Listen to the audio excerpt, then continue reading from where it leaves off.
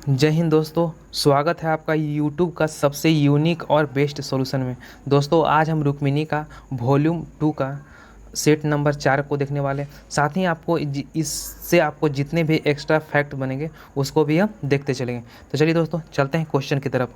कौन सा हाइड्रोकार्बन मुख्य रूप से गोबर गैस में उपस्थित होता है? तो ऑप्शन नंबर सी यानी कि क्या हो जाएगा, तो मीथेन होगा। तो आप ब्यूटेन का भी नाम सुनते होंगे। ब्यूटेन का उपयोग कहाँ किया जाता है? तो जो गैस के जो सिगरेट के जो लाइटर होते हैं उसमें आपको ब्यूटेन का उपयोग किया जाता है। नेक्स्ट क्वेश्चन देखते हैं कि समान वायुमंडलीय दाब होते हैं तो कितने होते हैं?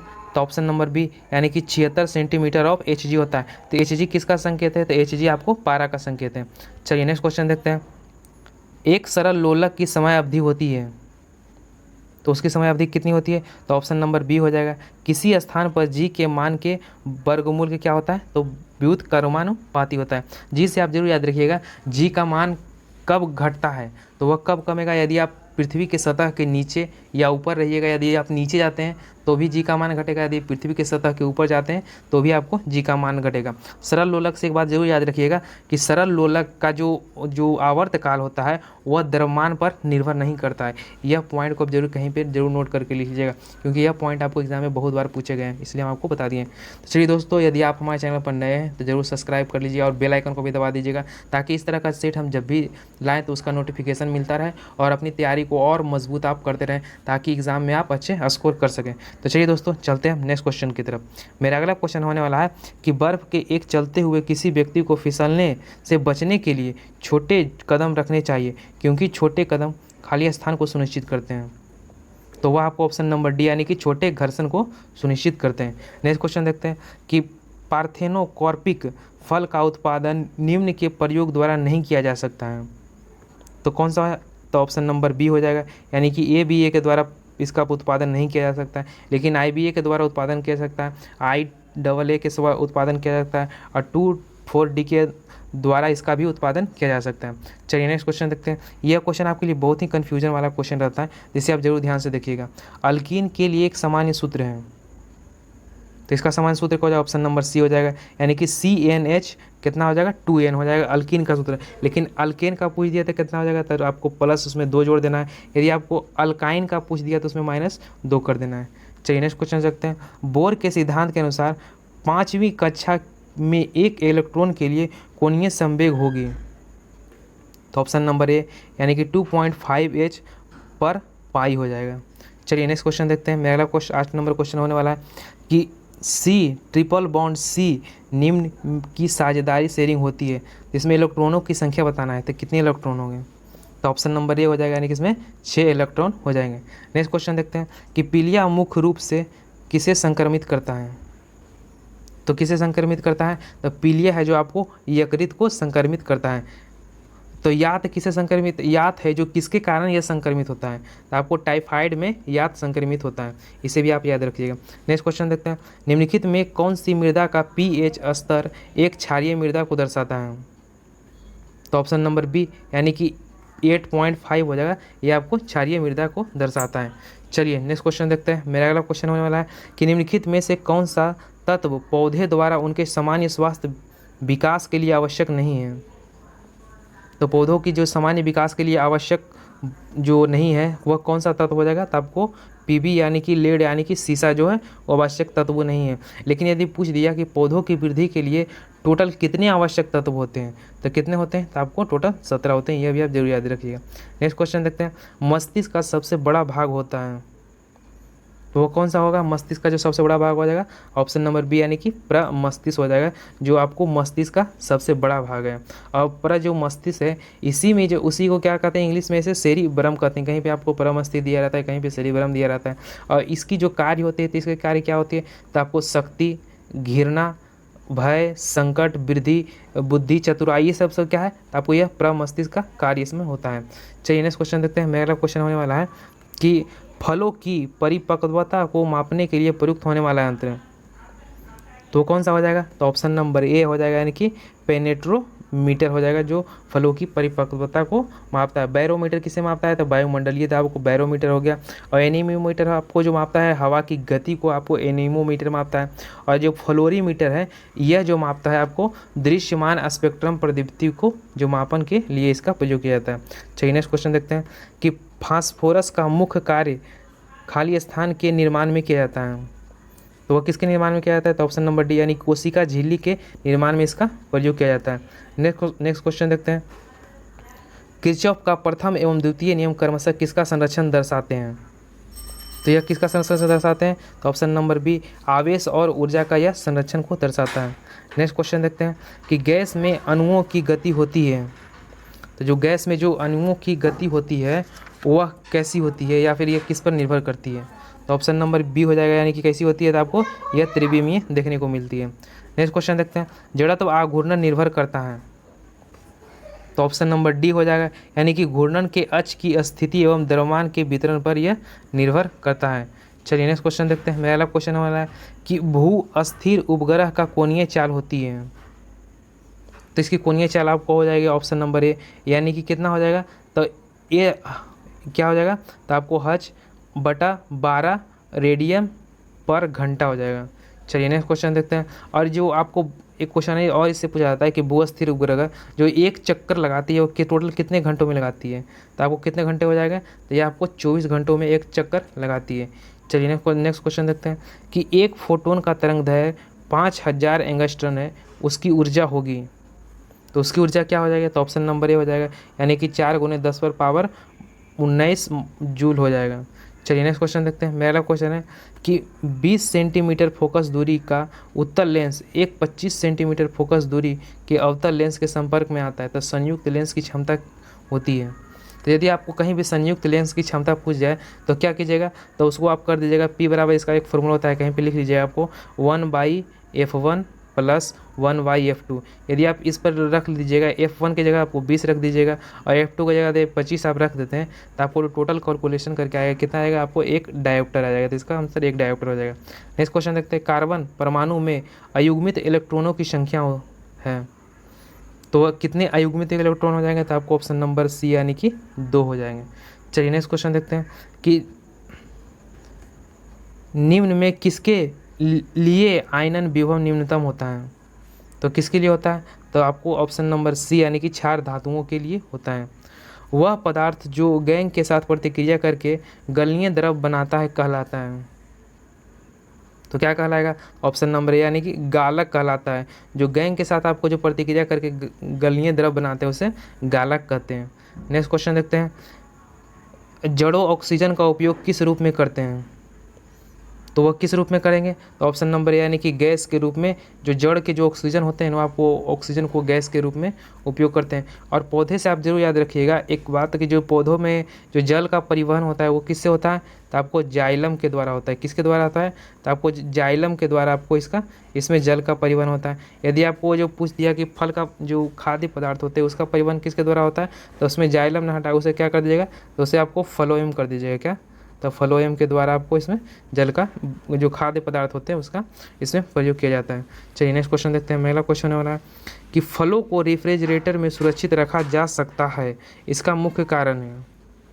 तो इसका मुख्य कारण क्या हो जाएगा, तो ऑप्शन नंबर डी यानी कि जो श्वसन को क्या करता है, तो आपको निष्क्रिय कर देता है। तो चलिए दोस्तों चलते हैं नेक्स्ट क्वेश्चन की तरफ। मेरा अगला क्वेश्चन यहाँ से जो मैथ और रीजनिंग का स्टार्ट हो गया। दोस्तों यदि आप इसका PDF लेना चाहते हैं तो आप हमारे टेलीग्राम से जुड़ जाइए। वहाँ पर हम आपको वीडियो से पहले ही PDF प्रोवाइड कर देते हैं ताकि आप खुद से एक बार प्रैक्टिस कर सकें और खुद से यह देख सकें कि आपका जो कौन सा जो सब्जेक्ट है वो वीक है। यह सब जो आप कीजिएगा तब तक आप जब सेट लगाइएगा तभी ये सब संभव हो पाएगा कि आपका जो कौन सा सब्जेक्ट वीक है या फिर कौन सा सब्जेक्ट में आपका कम नंबर आया। यदि आप ये सब रेगुलर सेट लगाते हैं तो इससे यही बात पता चलती है और अपनी तैयारी को और बेहतर कर सकते हैं। तो दोस्तों यदि आपने हमारे चैनल को सब्सक्राइब नहीं किया है तो आप हमसे प्लीज़ ज़रूर जुड़ जाइए ताकि आपको वीडियो से पहले ही PDF प्रोवाइड हम यहाँ पर कर देते हैं ताकि खुद से एक बार आप प्रैक्टिस कर सकें।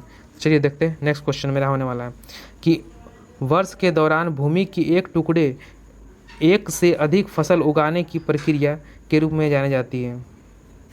तो वह किस रूप में जानी जाती है, तो ऑप्शन नंबर बी हो जाएगा यानी कि एकाधिकार क्या हो जाएगा, तो सास्यावर्तन के रूप में यह जानी जाती है।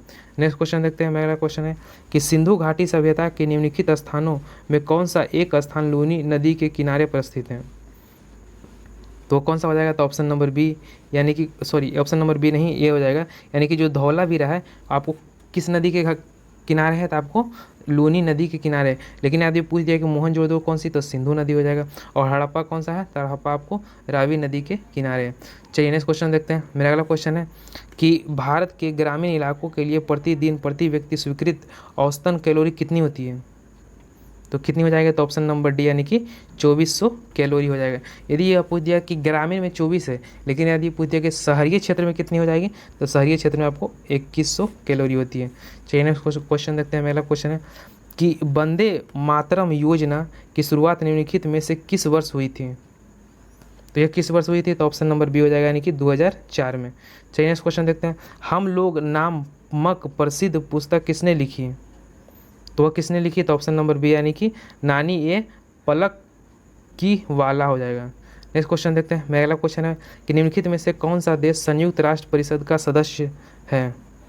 तो कौन सा हो जाएगा? तो आपको इसमें ऑप्शन नंबर बी, यानी कि चीन हो जाएगा, जो आपको संयुक्त राष्ट्र परिषद का सदस्य। और संयुक्त राष्ट्र परिषद में टोटल कितने सदस्य हैं? जो अस्थाई सदस्य, वो टोटल कितने हैं? तो आपको 5 इसमें आपको जो अस्थाई सदस्य हो जाएंगे। लेकिन यदि पूछ दिया कि अस्थाई सदस्य इसमें कितने होते हैं, तो टोटल इसमें 10 जो अस्थाई सदस्य होते हैं, उसकी जो होती है कार्यकाल अस्थाई सदस्य की, वो टोटल आपको 2 वर्षों की होती है। चलिए नेक्स्ट क्वेश्चन देखते हैं। भूटान की आधिकारिक भाषा क्या है? तो भूटान की जो आधिकारिक भाषा ऑप्शन नंबर ए हो जाएगा, यानी कि जोंगखा जो है आपको भूटान की आधिकारिक भाषा है। और भूटान को एक और नाम से जाना जाता है, जो लैंड ऑफ थंडरबोल्ट होता है, वह भूटान को ही कहा जाता है। चलिए नेक्स्ट क्वेश्चन देखते हैं। पाक जल डमरू भारत से को अलग करता है, तो वह किससे आपको अलग करता है? तो भारत से आपको जो हो जाएगा ऑप्शन नंबर डी हो जाएगा, यानी कि यह श्रीलंका से अलग करता है। चलिए नेक्स्ट क्वेश्चन देखते हैं कि लॉरेंस वक्र किसने तैयार किया? तो लॉरेंस वक्र को, यानी कि जो इसको किसने तैयार किया, इसका जो प्रारूप है वो किसने दिया है?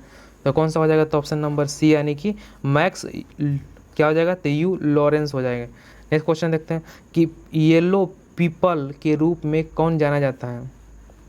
तो येलो पीपल के रूप में कौन जाने जाते हैं? तो ऑप्शन नंबर ए हो जाएगा, यानी कि जो मंगोलॉयड होते हैं उन्हें येलो पीपल के रूप से भी जाना जाता है। चलिए नेक्स्ट क्वेश्चन देखते हैं। पहला क्वेश्चन हो रहा है कि भारत के स्थलाकृति मानचित्र का कौन प्रकाशन करता है? तो कौन सा विभाग इसके द्वारा यह प्रकाशित किया जाता है? तो ऑप्शन नंबर डी हो जाएगा, यानी कि भारत का सर्वेक्षण विभाग द्वारा। सबसे लंबी समुद्री तट रेखा किस राज्य के साथ है? तो कौन सा हो जाएगा? तो ऑप्शन नंबर डी हो जाएगा, यानी कि गुजरात के जो साथ है आपको सबसे अधिक जो लंबी जो तट सीमा रेखा बनाती है वह गुजरात के साथ बनाती है। लेकिन यदि कहिएगा सबसे छोटी कौन सा हो जाएगा, तो सबसे छोटी आपको गोवा के साथ हो जाएगा। चलिए नेक्स्ट क्वेश्चन देखते हैं। मेरा अगला क्वेश्चन होने वाला है कि जब सूर्य पृथ्वी से सबसे दूर होती है तो उस स्थिति को निम्न में से जाना जाता है। सबसे दूर कर रहा है, तो सबसे दूर कौन सा हो जाएगा? तो ऑप्शन नंबर इसका हो जाएगा आपको क्या हो जाएगा? तो अपसौर हो जाएगा। क्या हो जाएगा? तो अपसौर कहेगा तो सबसे दूर हो जाएगा। यदि आपको जो सबसे नज़दीक कर दिया जाए तो क्या होता है? तो उपसौर हो जाएगा। तो यह भी कभी कभी पूछाता है कि जो अपसौर है वो किस दिन को, यानी कि कब इसे अपसौर कहा जाता है? तो 4 जुलाई लिख लीजिएगा।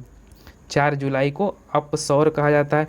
यदि कह दिया उपसौर कब कहा जाता है, तो उपसौर आपको 3 जनवरी को कहा जाता है। चलिए नेक्स्ट क्वेश्चन देखते हैं। मेरा क्वेश्चन वाला है आपको सूचीबद्ध मिलाना है, सूची मिलाना है कि कौन सा सूची आपको इसमें सही दिया गया है। तो कौन सा सूची सही हो जाएगा? तो ऑप्शन नंबर ए हो जाएगा, यानी कि पी का क्या हो जाएगा? तो पी का 3। तो सागौन की जो वृक्ष है आपको मानसून वन में पाई जाती है, और चंदन की जो वृक्ष है आपको कर्नाटक में पाई जाती है। देवदार की जो वृक्ष है आपको जम्मू और कश्मीर में पाए जाते हैं।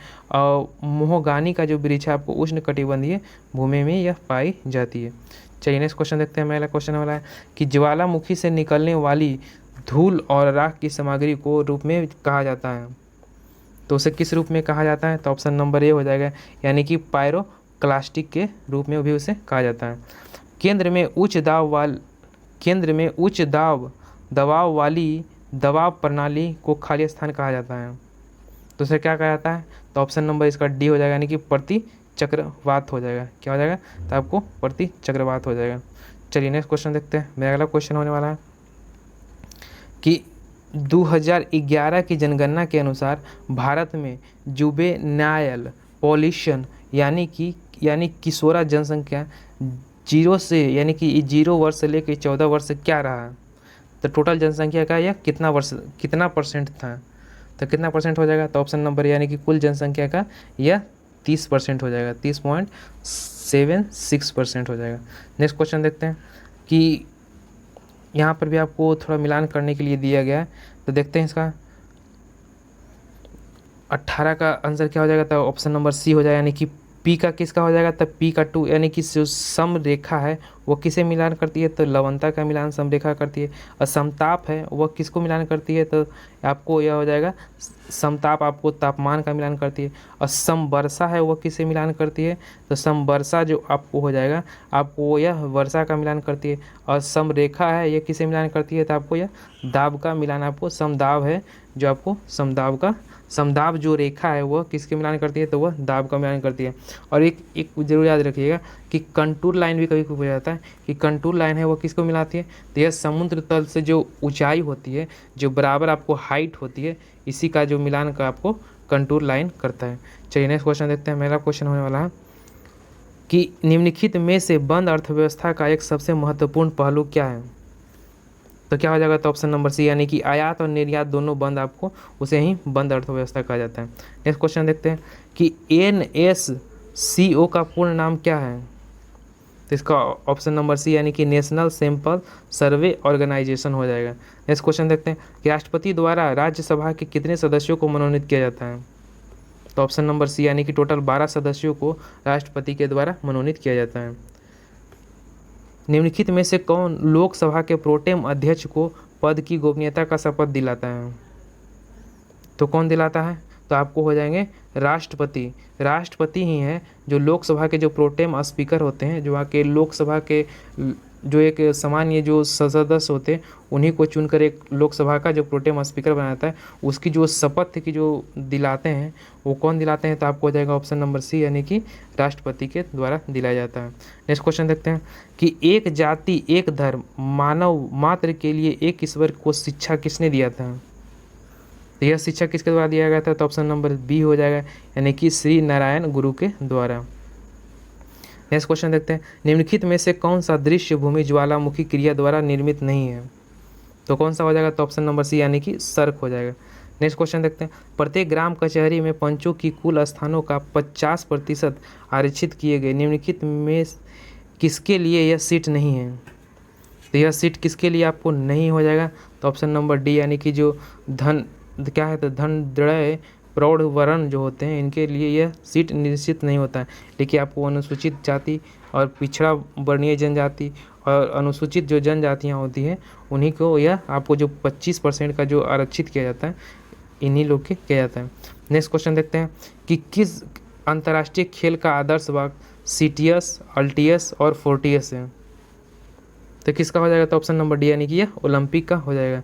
नेक्स्ट क्वेश्चन देखते हैं और इसे जोड़ा कब गया था यह भी आपको पूछा जाता है। तो इसे कब जोड़ा गया था? तो आपको यह 1920 का जो ओलंपिक खेल हुआ था इसी में आपको इसे जोड़ा गया था। चलिए नेक्स्ट क्वेश्चन देखते हैं। मेरा अगला क्वेश्चन हो जाएगा कि दिल्ली की जमा मस्जिद का निर्माण निम्नलिखित में से किसने करवाया था? तो किसके द्वारा कराया था? तो आपको शाहजहाँ के द्वारा। और शाहजहाँ के द्वारा आपको कुछ और भी महत्वपूर्ण जो जैसे मोती मस्जिद हो गई या फिर नागीना मस्जिद, लाल किला हो जाएगा, खास महल, ये सब भी आपको शाहजहाँ के द्वारा ही निर्माण कराया गया था। चलिए नेक्स्ट क्वेश्चन देखते हैं कि ग्रैमी पुरस्कार निम्नलिखित में से किस क्षेत्र में दिया जाता है? तो कौन सा हो जाएगा? तो आपको संगीत के क्षेत्र में आपको ग्रैमी पुरस्कार दिया जाता है। लेकिन सबसे पहली बार या प्रथम बार कब दिया गया था? तो इसका जो स्टार्ट हुआ था, यह कब देना स्टार्ट हुआ था? तो 1558 से इसकी शुरुआत कर दिया गया था। चलिए नेक्स्ट क्वेश्चन देखते हैं कि आधिकारिक तौर पर संयुक्त राष्ट्र संघ किस वर्ष अस्तित्व में आया? तो संयुक्त जो राष्ट्र संघ है वो आपको किस वर्ष अस्तित्व में आया था? तो ऑप्शन नंबर सी, यानी कि 1945 में। आप स्मॉल डेट के साथ याद रखिएगा 24 अक्टूबर कितना? तो 24 अक्टूबर 1945 को। और 24 अक्टूबर को ही संयुक्त क्या है? तो संयुक्त राष्ट्र संघ दिवस भी 24 अक्टूबर को ही मनाया जाता है। चलिए नेक्स्ट क्वेश्चन देखते हैं। मेरा अगला क्वेश्चन है पाकिस्तान के पहले प्रधानमंत्री कौन था? तो कौन हो जाएंगे? तो ऑप्शन नंबर बी यानी कि लियाकत अली खान है, आपको पाकिस्तान के पहले प्रधानमंत्री थे। अंग्रेजी में अनुवाद के साथ देवनागरी लिपि में 22 अनुसूचियां स्थानीय भाषाओं में कितने वाक्य सिखाने के उद्देश्य से भाषा संगम शुरू किया गया? तो कितने सिखाने के? तो आपको ऑप्शन नंबर बी हो जाएगा, यानी कि 100 हो जाएंगे। नेक्स्ट क्वेश्चन देखते हैं, निम्नलिखित में से किस शैली में भारतीय शास्त्रीय नृत्य में भगवान कृष्ण से संबंधित प्रसंग थीम शामिल नहीं है? तो कौन सा नहीं हो जाएगा? तो ऑप्शन नंबर सी यानी कि मोहिनी अट्टम जो शास्त्र है यह शामिल नहीं है। नेक्स्ट क्वेश्चन देखते हैं कि किस राज्य ने 2021 को शिक्षा के वर्ष के रूप में समर्पित किया है? तो वह कौन सा राज्य हो जाएगा? तो ऑप्शन नंबर सी यानी कि जो अरुणाचल प्रदेश हो जाएगा। नेक्स्ट क्वेश्चन देखते हैं, ये करंट अफेयर्स से क्वेश्चन था। नेक्स्ट क्वेश्चन देखते हैं, 2021 में भारत की जनगणना आयुक्त कौन रहे? तो 2021 के जो हो जाएंगे आपको ऑप्शन नंबर सी यानी कि विवेक जोशी हो जाएंगे। नेक्स्ट क्वेश्चन देखते हैं कि मदुरई की मीनाक्षी मंदिर किस मंदिर शैली का उदाहरण है? तो ऑप्शन नंबर डी यानी कि यह द्रविड़ हो जाएगा। नेक्स्ट क्वेश्चन देखते हैं कि अलीवर्दी खां के बाद सिराजुद्दौला किस वर्ष बंगाल का नवाब बना? तो कौन सा वर्ष हो जाएगा? तो ऑप्शन नंबर ए यानी कि 1756 में आपको यह नवाब बना था। नेक्स्ट क्वेश्चन देखते हैं कि आपको यह हो जाएगा कि इसरो ने नाविक क्या है? तो नावलिक IC मैसेजिंग सेवा के अनुसंधान और विकास को सशक्त बनाने के लिए इनमें से किस कंपनी के साथ समझौता किया है? तो वह कौन सी कंपनी के साथ आपको समझौता इसने किया है इसरो ने? तो ऑप्शन नंबर ए हो जाएगा, यानी कि ओप्पो हो जाएगा।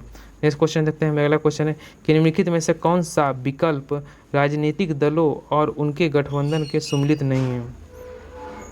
तो कौन सा विकल्प आपको गलत सम्मिलित किया गया है? तो ऑप्शन नंबर बी यानी कि जो बहुजन समाज पार्टी है इसकी जो स्थापना है ये आपको 1990 में ना होगा, 1900 कितना हुआ था? तो ये आपको 1984 में हुआ था। लेकिन राष्ट्रीय जनता दल की जो स्थापना हुई थी वह कब हुई थी? तो आपको 1997 में हुई था। और समाजवादी पार्टी की स्थापना 1992 में हुई थी। और राष्ट्रवादी कांग्रेस पार्टी की स्थापना 1999 में हुआ था। नेक्स्ट क्वेश्चन देखते हैं, भारत में पंचायती राज व्यवस्था का शिल्पी किसे कहा जाता है? तो वह किसे कहा जाता है? तो ऑप्शन नंबर बी हो जाएगा, यानी कि BR मेहता को कहा जाता है। नेक्स्ट क्वेश्चन देखते हैं, दिसंबर 2021 में किसने जम्मू कश्मीर में 1000 अटल टिंकरिंग लैब स्थापित करने की योजना बनाई है? तो वह कौन करेगा? तो ऑप्शन नंबर सी यानी कि नीति आयोग के द्वारा। नेक्स्ट क्वेश्चन देखते हैं, महात्मा गांधी ने किस वर्ष सांप्रदायिक हिंसा रोकने के लिए नोआखाली और अन्य दंगा प्रभावित क्षेत्रों का दौरा किया? तो कौन सा हो जाएगा? तो ऑप्शन नंबर बी यानी कि 1946 में यह दौरा इनके द्वारा किया गया था। और नोआखाली है यह कहाँ स्थित है? ये आपको यह बांग्लादेश में स्थित है, यह भी आप जरूर याद रखिएगा। नेक्स्ट क्वेश्चन देखते हैं, अगला क्वेश्चन है, दुनिया का सबसे शक्तिशाली कंप्यूटर फोर्ट्राइन किस देश ने बनाया है? तो यह किस देश के द्वारा बनाया गया है? तो ऑप्शन नंबर ए हो जाएगा, यानी यह जापान के द्वारा बनाया गया। भारत की पहली लिथियम रिफाइनरी कहाँ स्थापित की जाएगी? तो कहाँ स्थापित की जाएगी? तो ऑप्शन नंबर डी हो जाएगा, कि झारखंड में। नेक्स्ट क्वेश्चन देखते हैं, जनगणना अधिनियम किस वर्ष को अधिनियमित किया गया? तो ऑप्शन नंबर डी हो जाएगा, 1944 में हो जाएगा। नेक्स्ट क्वेश्चन देखते हैं, स्वतंत्रता के बाद भारतीय राज्यों के गठबंधन के संदर्भ में ऑपरेशन पोलो किस राज्य से संबंधित है? तो हैदराबाद हो जाएगा। ऑपरेशन पोलो का जो संबंध है आपको हैदराबाद से है।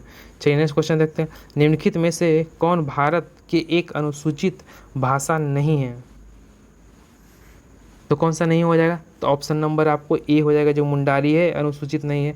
लेकिन संथाली, बोडो, डोगरी है, ये सब क्या है? तो आपको जो 22वीं जो है टोटल जो 22 जो भाषाओं का वर्णन 8वीं अनुसूची में किया गया है, उसमें आपको मुंडारी नहीं आती, लेकिन डोगरी, संथाली और बोडो ये सब सारी आती है।